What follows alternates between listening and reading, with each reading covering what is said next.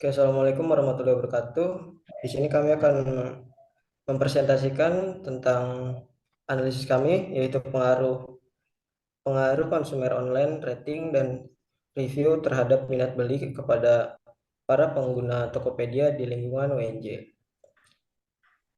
Kami di sini beranggotakan 5 orang, yaitu ada saya sendiri Abdul Aziz Roman, dan ada Dava Rizwansyah, ada Muhammad Luki Fadila, ada Muhammad Bintang Rizky, dan ada Okta Amelia. Nah, selanjutnya akan dijelaskan oleh Muhammad Bintang Rizky. Muhammad Bintang Rizky, persilakan. Ya, terima kasih kepada Abdul. Langsung saja saya akan menjelaskan tentang pendahuluan dari kerja kami, di mana tujuan besar sebagian besar dari rakyat Indonesia sudah pasti menggunakan internet, di mana dalam beberapa survei ditunjukkan bahwa tidak kurangnya dari 132 juta pengguna internet dari 265 juta penduduk Indonesia, di mana menunjukkan bahwa hampir setengah dari populasi Indonesia sudah menggunakan internet.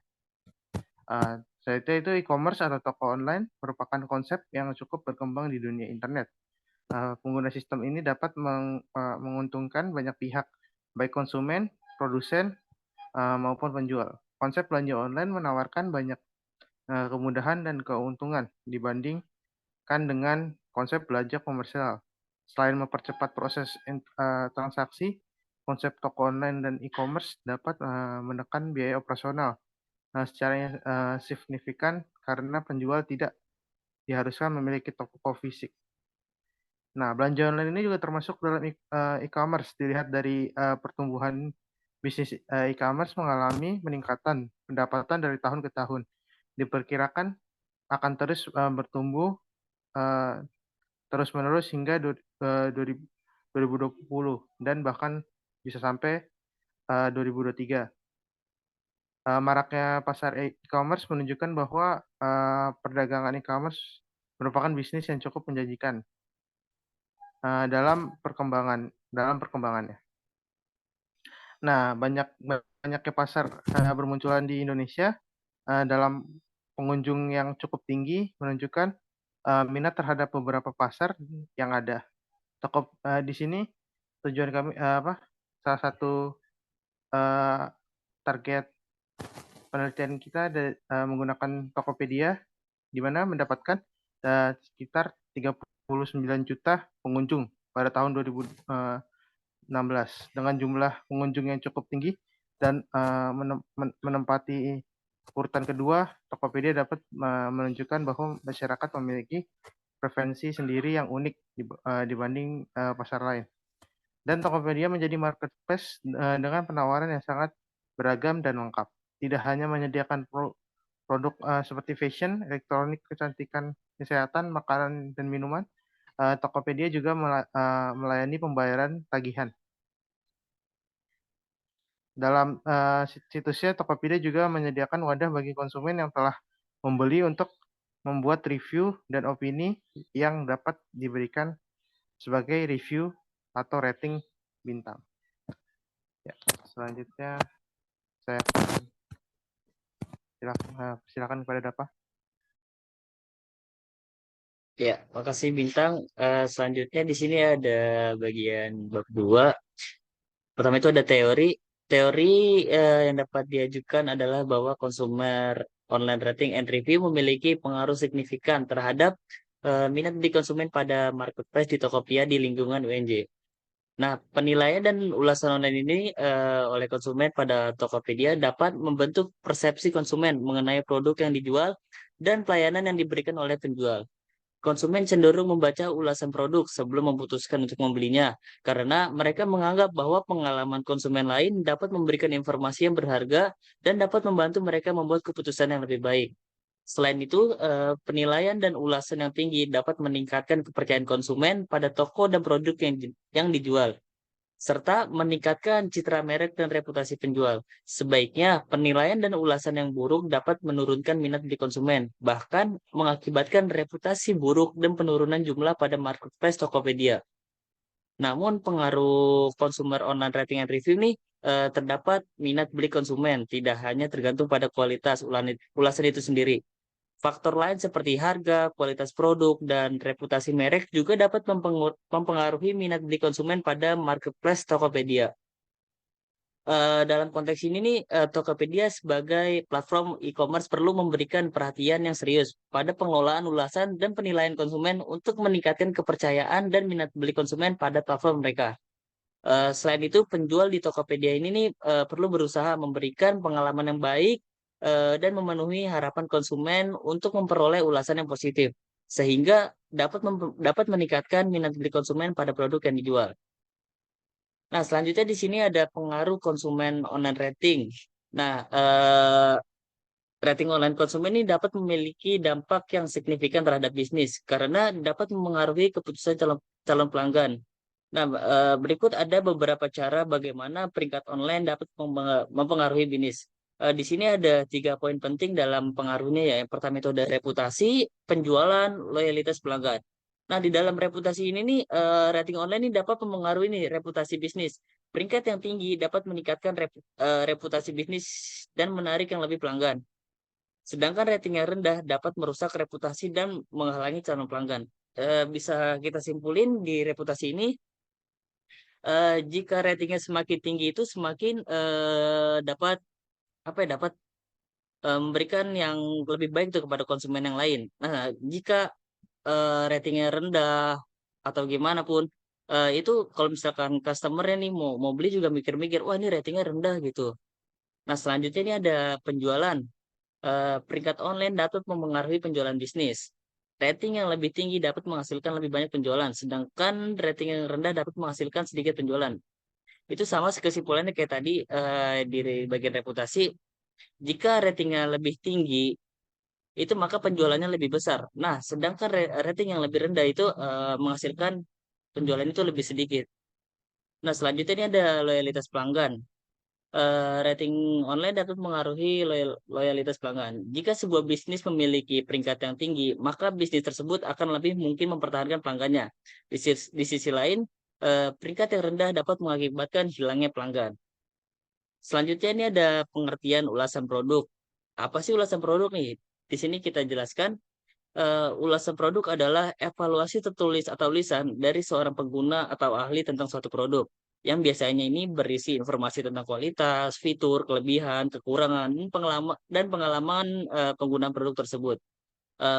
Ulasan produk ini dapat berupa tinjauan umum tentang produk atau analisis terperinci tentang aspek-aspek tertentu dan produk tersebut. Ulasan produk ini biasanya ditulis oleh pengguna yang telah menggunakan produk tersebut dan dapat membantu calon pembeli dalam membuat keputusan tentang apakah mereka akan membeli produk tersebut atau tidak. Ulasan produk juga dapat membantu produsen untuk memperbaiki produk mereka berdasarkan masukan dari pengguna. Maksudnya gini, biasanya kalau misalkan di platform e-commerce tuh biasanya tuh misalkan kita udah beli barangnya tersebut tuh, nanti ada tuh ulasan-ulasan tuh atau kayak komenan gitu. Nah, nanti itu kita jelasin nih, wah kita komen misalkan oh barangnya puas nih, barangnya bagus sesuai dengan keinginan gitu. Kalau misalkan customer ya puas dengan apa yang produk yang dijual itu dapat ini yang siapa mempengaruhi positif bagi penjualan mereka gitu.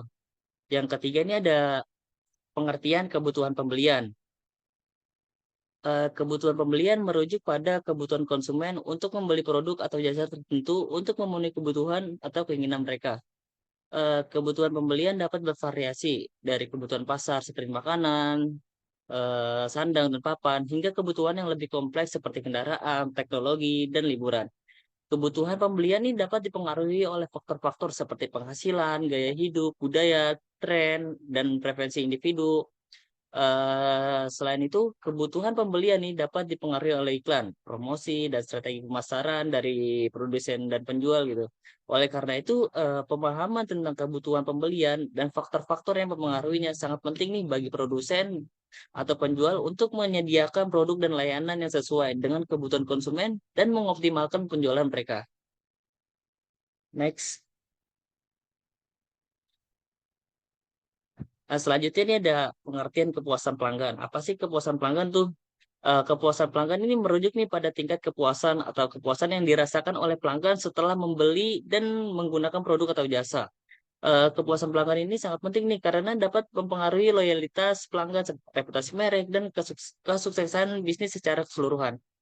Pelanggan yang puas cenderung akan kembali membeli produk atau jasa dari merek yang sama dan merekomendasikan kepada orang lain. Sementara pelanggan yang tidak puas dapat memberikan dampak negatif yang signifikan pada bisnis. Misalkan gini, misalkan konsumen yang udah puas nih dari produk yang kita jual atau siapa gitu, pasti dia akan ngerekomen nih ke teman-teman yang lain atau ke orang lain, ini belinya di sini aja nih, barangnya bagus, tokonya terpercaya gitu. Kalau misalkan eh pelanggannya nggak puas gitu, misalkan temennya nanya, ini di sini barangnya bagus gak sih, pernah beli di sini gak? Jangan di situ nih, barangnya jelek nggak sesuai sama keinginan kita gitu.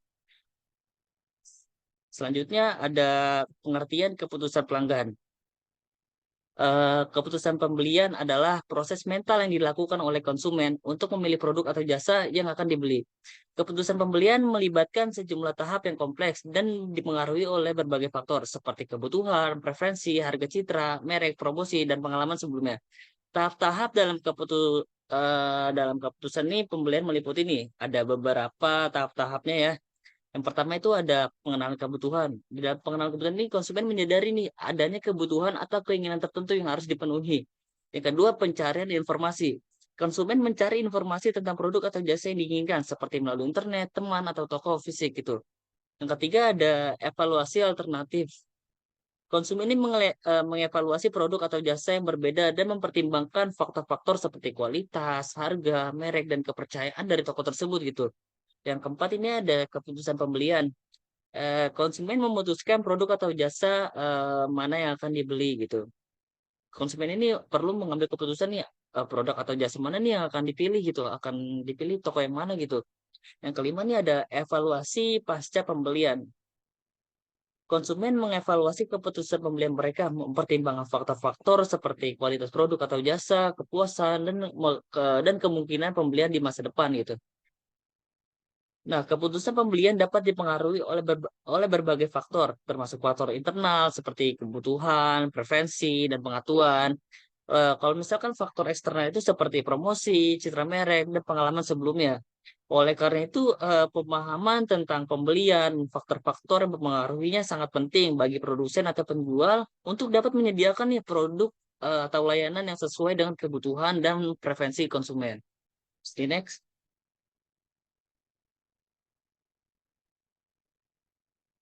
Selanjutnya akan disampaikan oleh Abdul. Untuk Abdul, dipersilakan. Oke, terima kasih Bapak. Di sini ada metode penelitian. Nah, metode penelitian yang kami pakai ini adalah metode penelitian kuantitatif, di mana kami menggunakan teknik angket yang kami membuat beberapa pertanyaan tertulis yang nantinya akan kami berikan kepada para responden. Nah, fokus responden kami dalam penelitian ini yaitu pengguna Tokopedia di lingkungan Universitas Negeri Jakarta. Nah, jumlah responden yang kami dapat dalam penelitian ini sebanyak 50 dengan menyebarkan kuesioner ke pengguna Tokopedia di lingkungan Universitas Negeri Jakarta, yaitu melalui beberapa media sosial seperti Line, WhatsApp, dan Instagram.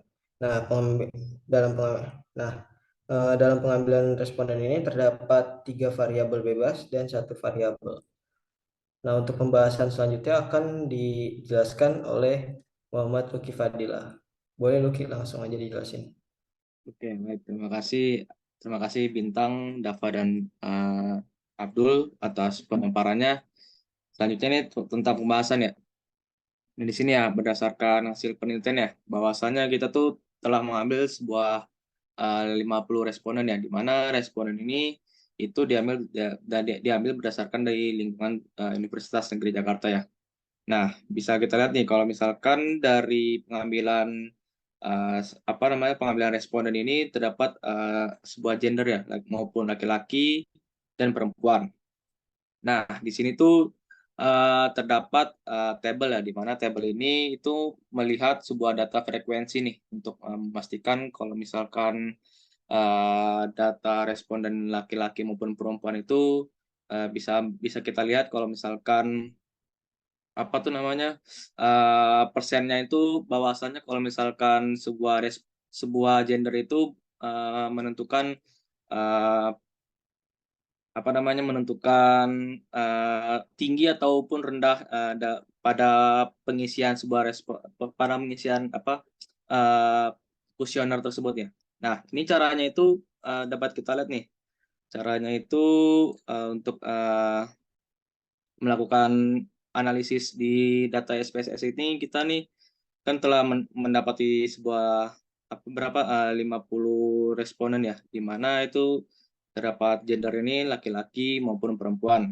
Nah, ini dari gendernya ini kita bisa simbolkan nih, simbolkan menjadi 1 dan 2. 1 itu menggambarkan bahwasannya laki-laki, yang 2 itu perempuan.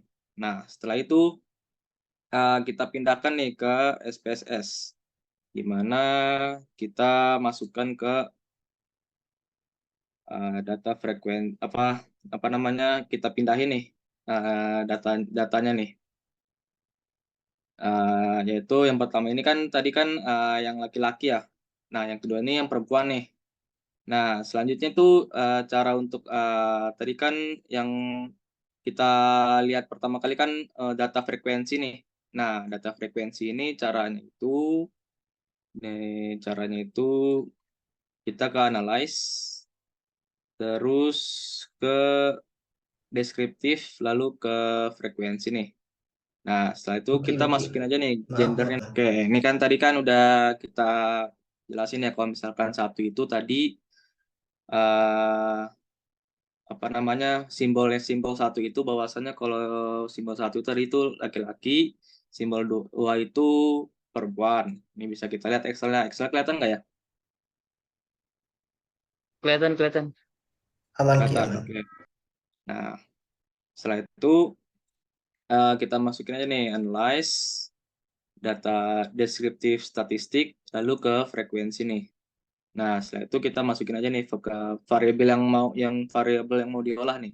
Kita kan mau mengolah variabel yang gender ya. Oke, kita masukin aja. Nah, di sini udah kelihatan nih hasilnya nih. Bahwasanya uh, terdapat 27 orang laki-laki dan terdapat 23 perempuan nih yang mengisi sebuah setelah mengisi kuesioner ya. Oke, kita balik lagi ke makalah. Nah, di sini ya kesimpulannya ya bahwasanya dari responden laki-laki itu terdapat 27 orang dan presentasinya itu sekitar 54% nih. Nah, sedangkan untuk responden perempuan terdapat 23 orang nih. Dan presentasinya juga mendapatkan bahwasannya itu sekitar 46%. Oke, selanjutnya kita masuk ke data analisis deskriptif nih. Nah, dari data analisis deskriptif ini kan terdapat tadi kan udah kita ngambilnya 50 responden ya. Nah, di sini tuh dari 50 responden ini di dalam kuesioner itu kita membuat sebuah 12 pernyataan ya dari kuesioner tersebut ya. Nah, dari 12 pernyataan itu kita membagi menjadi uh, beberapa variabel nih. Yang pertama itu ada variabel pertama nih, yang itu menunjukkan bahwa X1 itu untuk kepuasan ulasan toko nih. Nah, untuk yang X2 ini menggambarkan bahwasannya ulasan pada produk. Nah, kalau X3 ini kebutuhan akan pembelian pelanggan gitu. Dan yang Y ini menggambarkan keputusan dalam pembelian. Nah, jadi itu bahwasannya dari variabel ini kita mengambil tiga variabel bebas dan 1 variabel terikat ya. Nah, di sini tuh terdapat data deskriptif statistik nih. Nah, data deskriptif statistik ini sama nih caranya nih. Kita lihat Excel dulu nih. Nah, di sini kan udah dilihat ya apa namanya pertanyaan-pertanyaan dari kuesioner ini ya. Nah, ini kita apa namanya membuatnya dari simbol juga ya. Kalau misalkan yang satu itu tadi, kalau yang satu itu kita menuliskan bahwa sangat tidak setuju, yang kedua itu tidak setuju, yang ketiga netral, yang keempat itu setuju, yang kelima itu sangat setuju ya. Nah, setelah itu ini kan kita membaginya itu sekitar 3 pertanyaan ya. Jadi 3 pertanyaan ini kita ambil dan kita simbolnya itu kita pindahin ke ke sheet baru ya. Nih, bisa kita lihat ya, X1, X2, X3. Nah, di sini juga nih X1, X2, X1. Ini termasuk X1 nih, 1, 2, 3. Nah, di sini X1, ini yang X2. Bentar, ini X2. Nah, di sini yang X3-nya nih, ini X3. Nah, ini yang variabel terikat ini, yang Y-nya. Nah, ini kita pindahin aja yang X1-nya ke data yang udah udah disimbolin ya. Jadi yang X1 ini kita pindahin ke yang X1 dan yang X2 kita pindahin ke X2, yang X3 kita pindahin ke X3. Terus yang variabel Y-nya itu kita pindahin juga ke sini nih. Jadi kita biar gampang itu ke simbol aja gitu biar mudah. Nah, setelah itu kan udah disimbolin semua nih dari X1, X2, X3, dan Y-nya nih. Nah, setelah itu kita pindahin lagi nih ke SPSS nih. Sama kurang lebih kayak yang gender tadi nih. Nah, ini kan X1, X11, X12, X13. Itu maksudnya itu tadi kan kita kan membaginya bahwasannya kalau ada 12 pertanyaan ya. Itu terdapat 3 variabel bebas dan 1 variabel terikat. Nah, ini yang X1 ini kita jadiin X1 satu lah. Jadi biar lebih gampang. Nah, lalu yang pertanyaan kedua tuh X1 X2. Nah, yang ketiga X1 3 sampai seterusnya gitu kan. Nah, ini cara buat data deskriptif yang tadi nih ya. Data deskriptif itu tadi kurang lebih kayak gini nih. Ke analyze, deskriptif, lalu ke deskriptif lagi nih. Nah, jadi kita ngambilnya itu yang ke X1-nya gitu. Jadi itu caranya gini nih. Kita kan di variable view itu kita kan udah ngolah data frekuensi ya. Kalau gender itu ditulisnya laki-laki dan perempuan. Nah, kalau yang X1 itu tadi itu bahwasanya ini kita bedain gitu loh. Yang pertanyaannya gitu. Ini pertanyaan 1, 2, 3. Ini yang keempat, 5, 6, 7, 8, 9, 10, 11, 12. Nah, dari X11 ini kita tulis nih bahwasanya isinya itu sangat tidak setuju, yang kedua itu tidak setuju, 3 netral, 4 setuju, dan yang kelima sangat setuju gitu kan. Sampai yang X11 sampai X13 ini sampai seterusnya gitu kan. Nah, ini sebenarnya buat acuan aja buat buat nandain lah istilahnya lah. Buat nandain dari variabel X1 ini kan ada 3 nih. Ini sebenarnya buat nandain aja sebenarnya. Nah, ini juga kurang lebih sama. Nah, sekarang kita ngolahin datanya. Ngolahin datanya itu tadi ya deskriptif, lalu ini yang acuan X1-nya itu kita masukin aja, dan yang X2-nya kita masukin, sampai yang Y-nya juga dimasukin kan. Nah, habis itu okein aja dah. Nah, ini kita bisa lihat nih bahwasannya udah dari pengolahan analisis dari data deskriptif ini bisa kita lihat nih. Terdapat 50 responden yang telah mengisi ada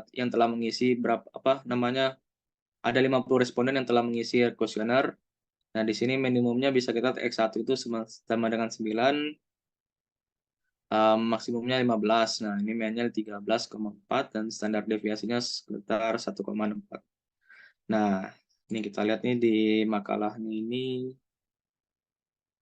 Oke, bentar. Nah, ini kita lihat di makalahnya ini kurang lebih kayak begini ya, data deskriptifnya, statistiknya ya. Range ini sekitar 6 dari X1 dan X2, 6 dan X3 itu range-nya itu 7 dan variabel terikatnya itu yang Y 98 ya.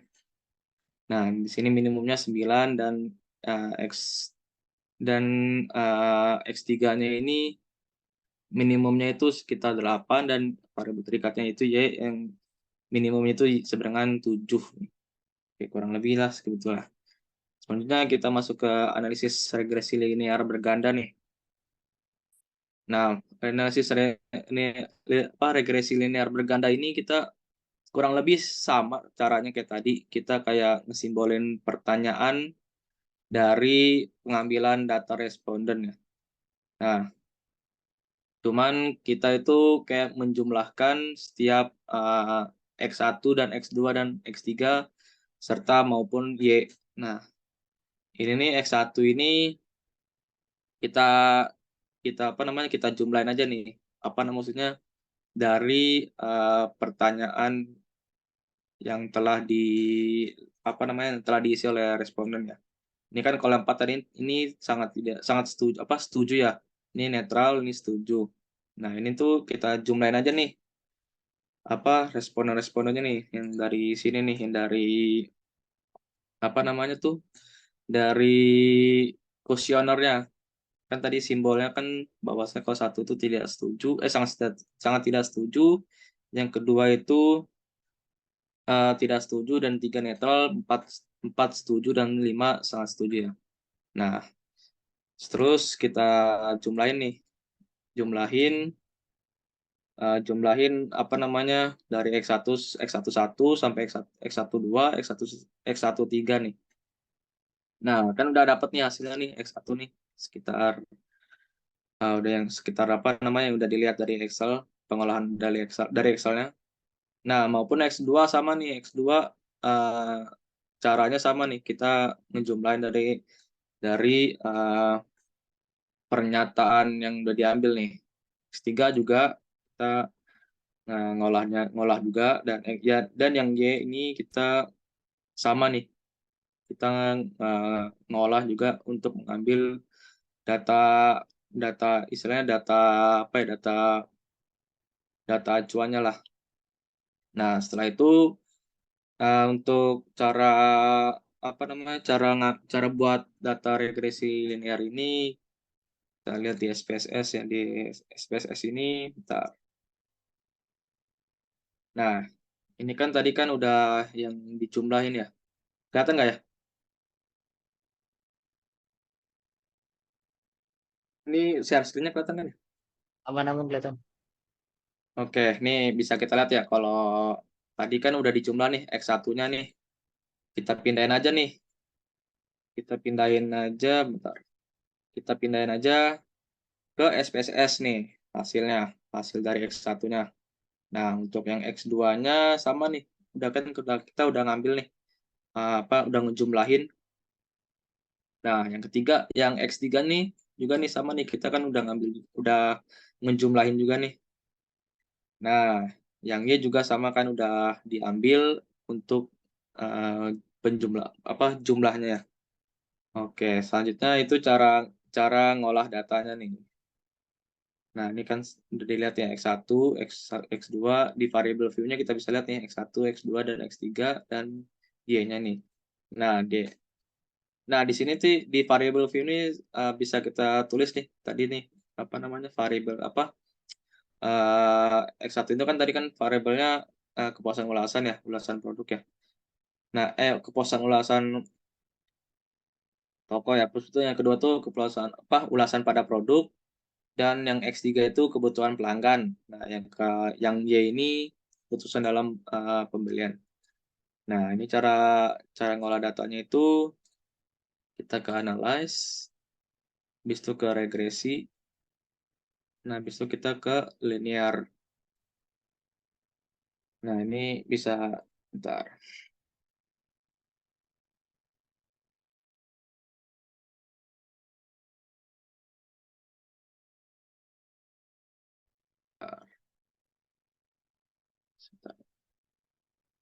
Nah, ini bisa kita lihat nih.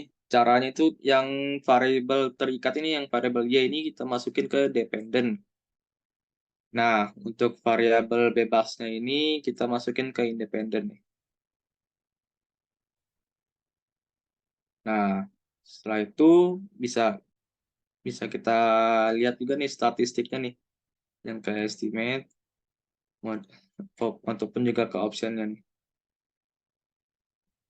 Nah, ini kan kita apa namanya probability apa namanya yang UGF-nya itu kita lihat dari 0,5 ya. Nah, habis itu kita oke aja nih. Oke, bentar. Ini hasilnya. Ini ya. Hasil dari eh, hasil dari pengolahan data untuk menentukan regresi linear ya. Nih, hasilnya ada di sini. Nah, ini bisa kita lihat nih apa namanya hasil dari regresi linear. Nah, oke, setelah itu kita masuk nih ke pembahasan makalah. Nah, di sini ya persamaan dari regresi yang telah dia olah ya, bahwasanya kalau persamaannya itu Y sama dengan 1,337 ditambah 0,50 nih. Kita ngambil dari uh, yang 1,337 dari konstan, yang dari 0,250 itu dari X1 nih. Nah, yang 0,478 ini dari X2, dan yang dari 0,57 ini dari X3. Jadi bisa kita simpulkan lagi kalau misalkan Y itu sama dengan 1,337 ditambah 0,250 ditambah 0,478 ditambah 0,157 ditambah E. Nah, di sini ya penjelasan setiap variabelnya ini bahwasannya X1 itu koefisien regresinya itu 0,250 menunjukkan bahwa dengan meningkatnya variabel X1 maka akan meningkatnya variabel Y sebesar 0,250. Nah, kalau X2 ini yaitu koefisien regresinya 0,478 menunjukkan bahwa dengan meningkatnya variabel X2 maka akan meningkatkan variabel Y sebesar 0,478. Nah, untuk X3 ini koefisien regresi 0,157 yaitu nih bisa kita lihat. Nah, menunjukkan bahwa bahwasannya dengan menurunnya maksudnya ini meningkat ya, untuk bahwasannya meningkat variabel X3 uh, bahwasannya akan meningkat variabel X3 sebesar 0,157 terhadap variabel Y sebesar 0,157. Oke, ini selanjutnya kita masuk pengujian UGF ya. Tadi kan udah diolah nih regresi linearnya nih. Nah, regresi linearnya ini ya, hasilnya nih untuk UGF-nya nih. Nah, UGF-nya ini yang ini bisa kita lihat UGF. Nah, di sini ya UGF-nya itu kalau misalkan uh, jika sigma F itu lebih kecil daripada 0,5 maka H0 dapat ditolak dan H1 dapat diterima. Nah, jika sigma F 0,5 jika sigma F lebih besar daripada 0,5 maka H0 dapat diterima dan H1 dapat ditolak. Nah, kesimpulannya bahwasanya kalau dari lihat pengolahan ini bahwasannya dari kesimpulannya itu bahwasannya sigma F ini lebih kecil nih daripada alpha nih. Itu kan kita lihat nih sigmanya 0,000 lebih kecil daripada 0,5 itu. Nah, maka hal tersebut bisa kita simpulkan kalau H0 itu ditolak dan H1 itu dapat diterima dari variabel X. Nah, maka itu variabel X itu berpengaruh pada variabel Y. Oke, selanjutnya itu ada 3.4, yaitu variable enter maupun remove. Maksudnya itu hasil dari variable enter ini memiliki kegunaan untuk menjelaskan variabel yang dimasukkan. Oke, ini lanjutin lagi ya. Tadi tentang 3.4 itu variable enter maupun remove ya. Ini maksudnya itu bahwasannya kita bisa lihat kalau variabel ini tuh memiliki kegunaan menjelaskan variabel yang dimasukkan dan metode yang digunakan.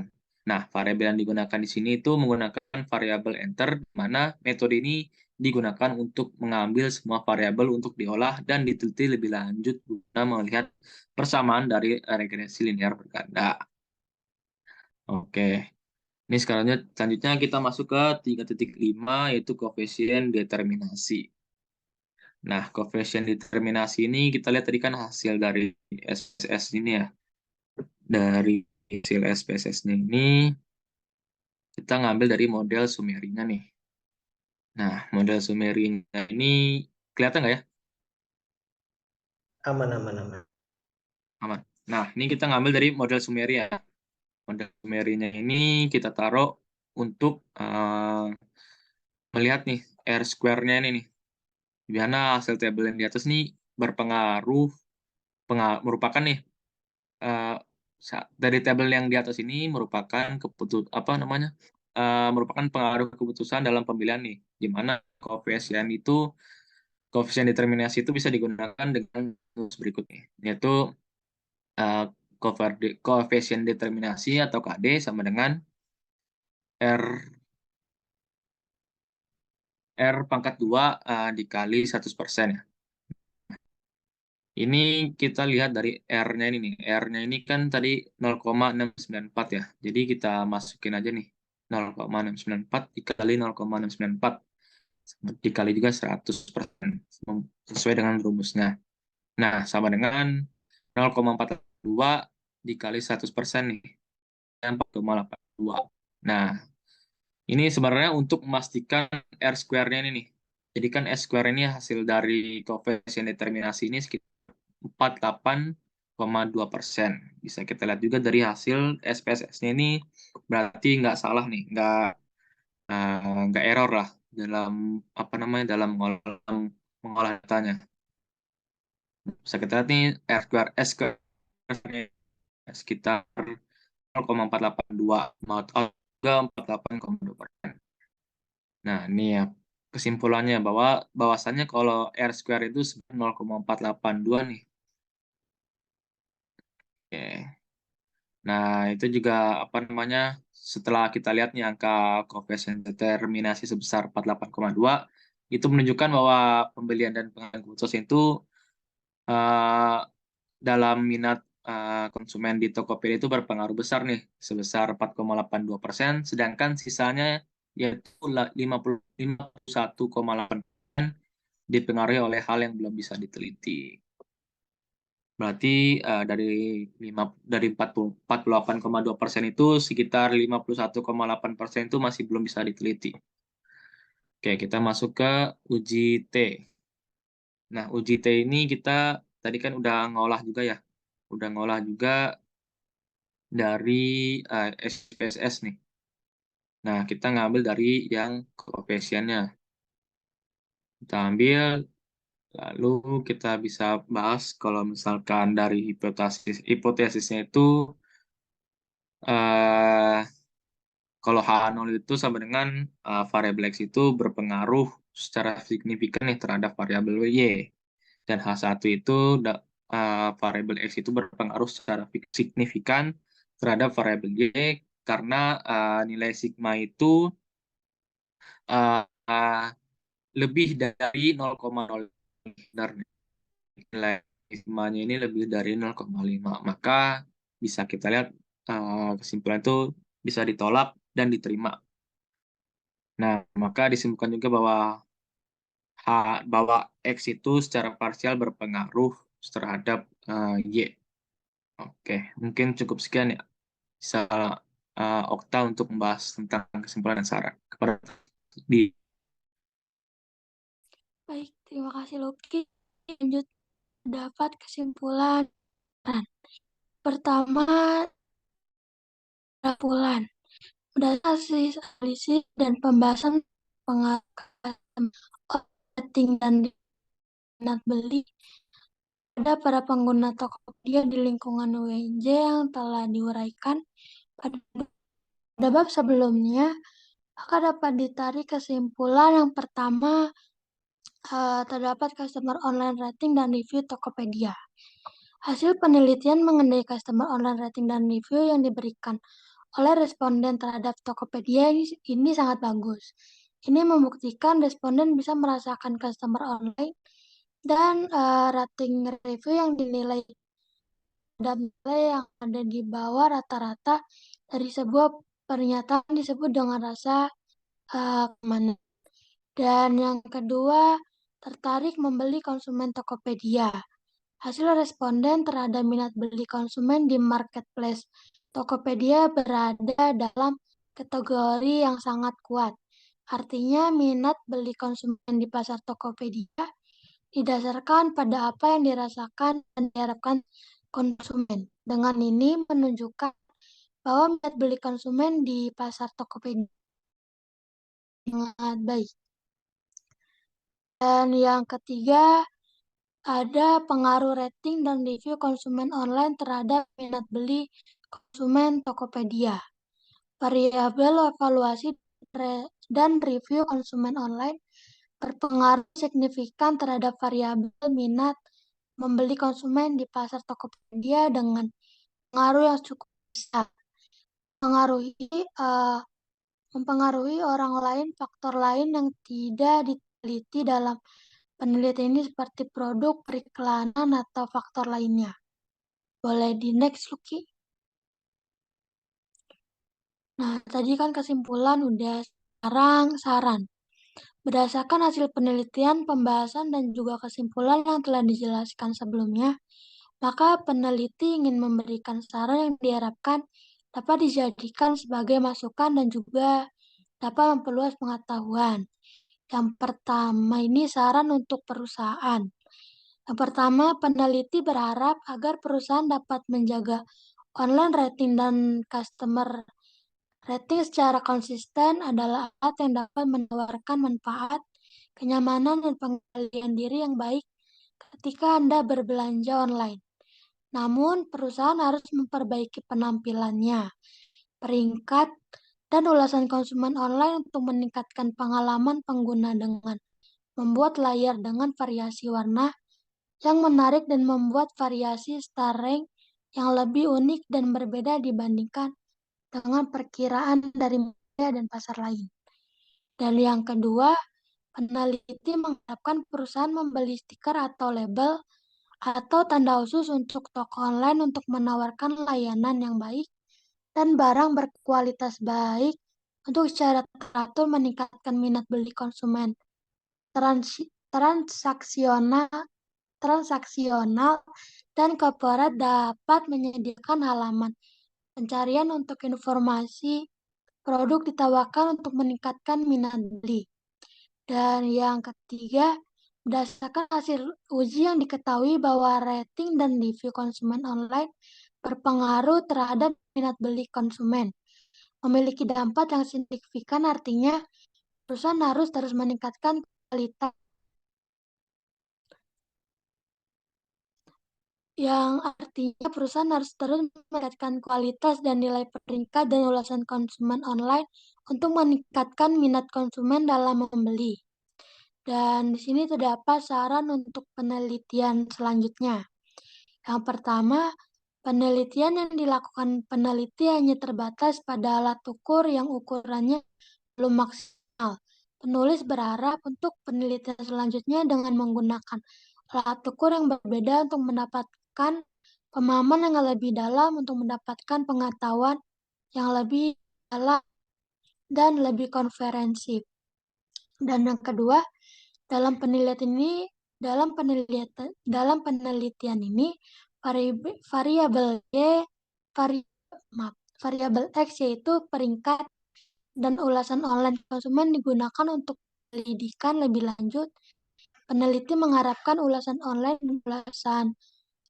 dipecah menjadi variabel yang berbeda mengingat terdapat perbedaan antara online review dan online review. Dan untuk selanjutnya, udah ya. Untuk selanjutnya saya kembalikan ke Abdul. Untuk Abdul dipersilakan. Oke, terima kasih Okta. Terima kasih juga kepada rekan-rekan saya sudah memaparkan materinya. Oke, mungkin cukup sampai di sini saja ya pemaparan dari kami. Mohon maaf bila ada kekurangan dan cukup sekian dari kelompok kami. Assalamualaikum warahmatullahi wabarakatuh.